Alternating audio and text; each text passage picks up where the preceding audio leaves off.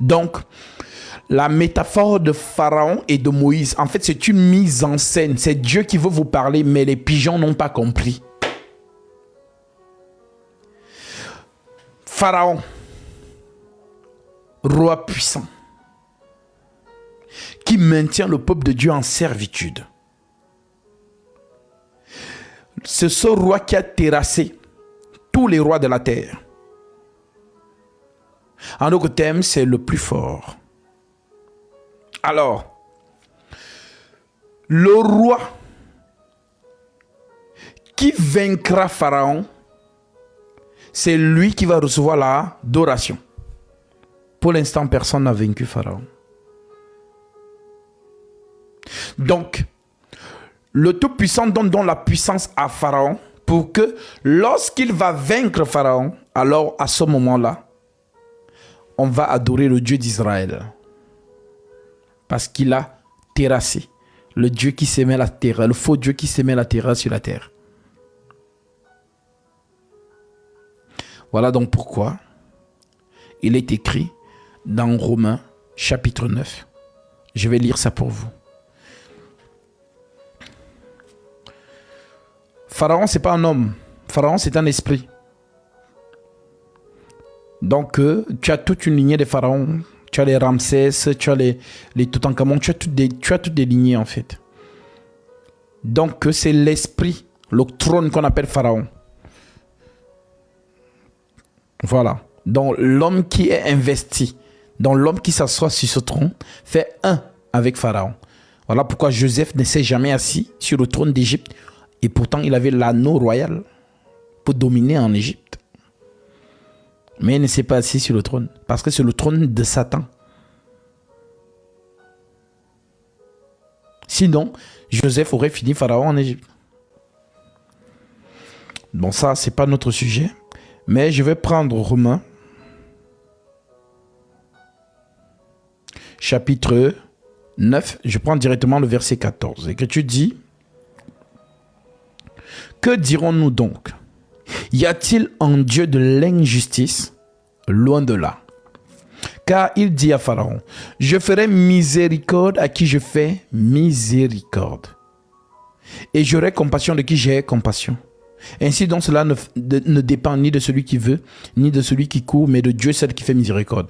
Car l'Écriture dit à Pharaon, je t'ai suscité à dessein pour montrer en toi ma puissance, afin que mon nom soit publié par toute la terre.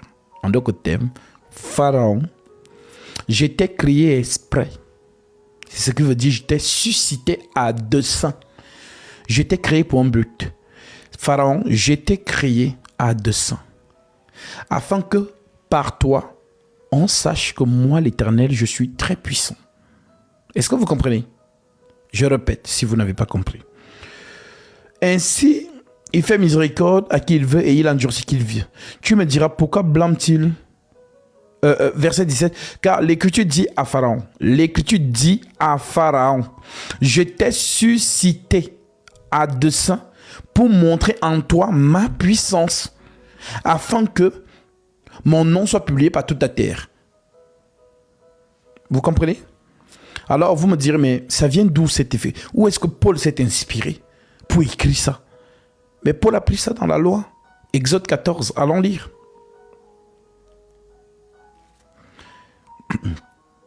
Exode 14, nous prenons le verset 1. L'Éternel appela Moïse et dit, parle aux enfants d'Israël, qu'ils ne se détournent et qu'ils ne campent devant Pi-Hahiroth, entre Migdol et la mer vis-à-vis de Baal-Sébon.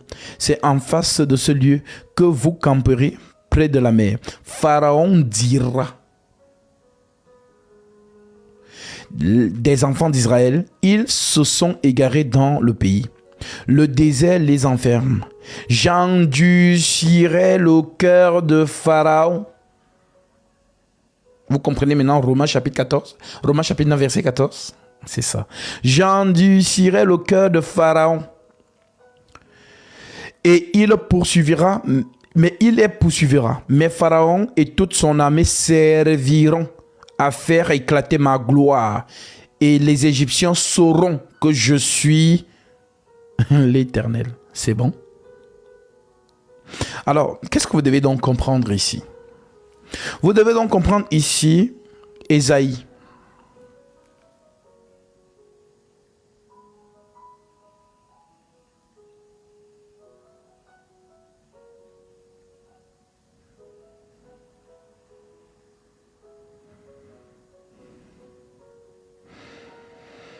Alors, Ésaïe chapitre 45, verset 7.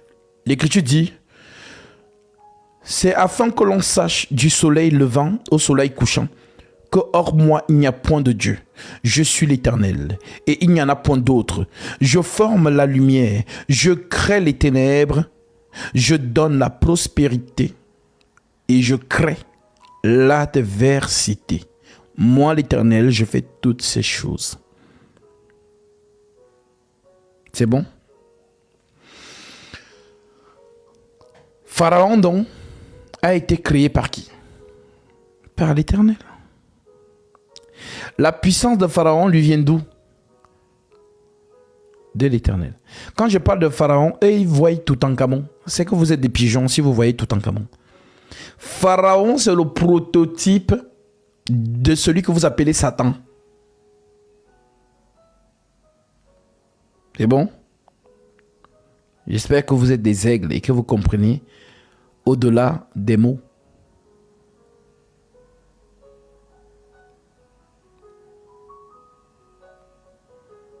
Alors, la personne qui ne comprend pas, qui l'écrive, je ne comprends pas, comme ça je recommence. Parce que ça ne sert à rien d'avancer si vous ne captez pas la pensée de Dieu.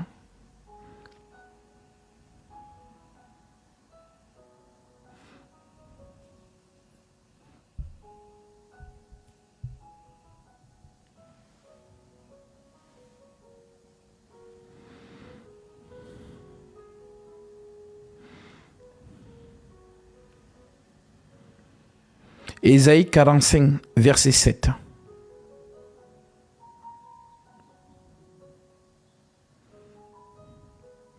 Pour amener les gens à comprendre, parce qu'on ne va pas dire Satan directement. Les gens doivent comprendre que la marche d'Israël n'est qu'une prophétie concernant la marche de l'Église. Parce qu'il faut savoir que la guerre se fait spirituellement et matériellement. Ça veut dire que la guerre qui se fait dans l'esprit, c'est la même guerre qui se fait physiquement. Tout simplement.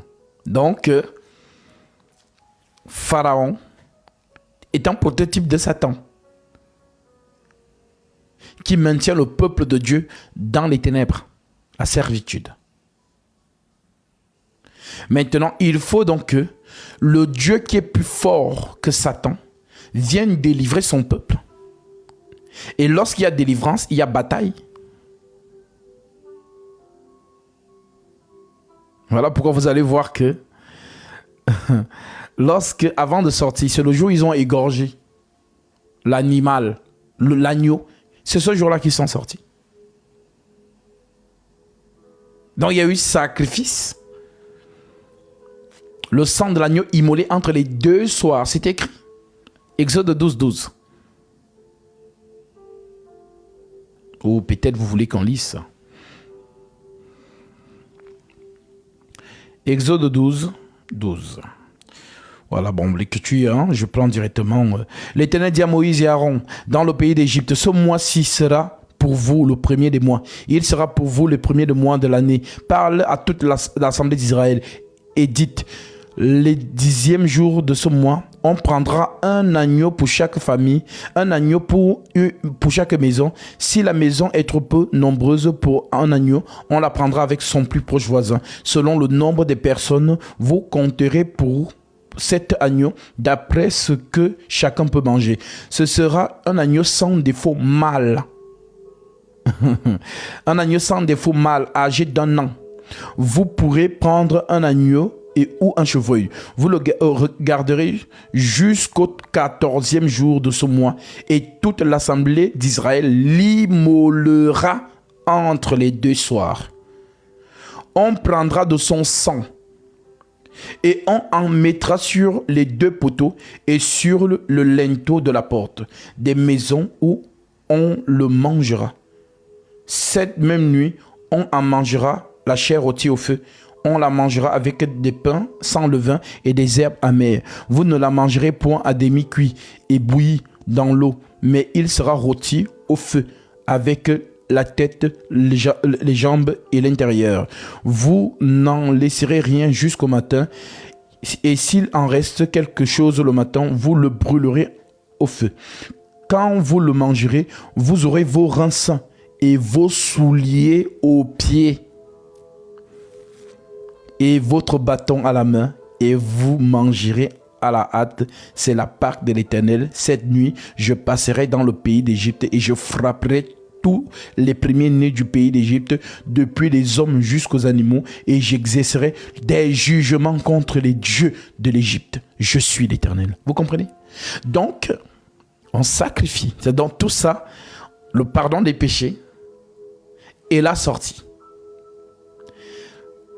Donc, si tes péchés ne sont pas pardonnés, tu ne peux pas sortir d'Égypte. Donc, l'Égypte est une préfiguration du monde actuel que tu vois. Donc, qui veut sortir d'Égypte, donc de la servitude, doit justement accepter le sacrifice de l'agneau. En acceptant ce sacrifice de l'agneau, à ce moment-là, tu sors. Voilà pourquoi, lorsqu'il traverse la mer Rouge, lorsque Paul interprète ça, il dit « Les enfants d'Israël ont été baptisés en Moïse, dans la mer et dans la nuée. » Tu comprends? Donc, lorsque vous lisez ces choses de la loi, faites attention. La loi n'est qu'une ombre, c'est une prophétie. Tout ce qui se passe là-bas annonce la réalité qui se fera plus tard. Et c'est ce que nous vivons aujourd'hui. Donc, le Dieu qui maintient les hommes, les êtres humains dans le noir, dans la servitude, dans les ténèbres, c'est qui? C'est Satan, donc Pharaon. C'est bon? Maintenant que tu as compris cela, tout ceci pour te montrer que le Tout-Puissant s'est créé son adversaire. Il faut bien qu'il y ait deux poids lourds. Ngannou contre Tyson Fury. Là, le combat est équilibré. Maintenant, c'est le gagnant qui est le seul vrai Dieu. Alors, Prince Tombola, tu ne connais rien, mon cher. Alors, si je ne connais rien, tu envoies ta demande et tu viens nous exposer ta connaissance. Et on va t'écouter. Nous te donnons 45 secondes. Envoie ta demande. Parce qu'on dit que c'est la lumière qui chasse les ténèbres. Si c'est moi les ténèbres, tu me chasseras. Donc, viens éclairer.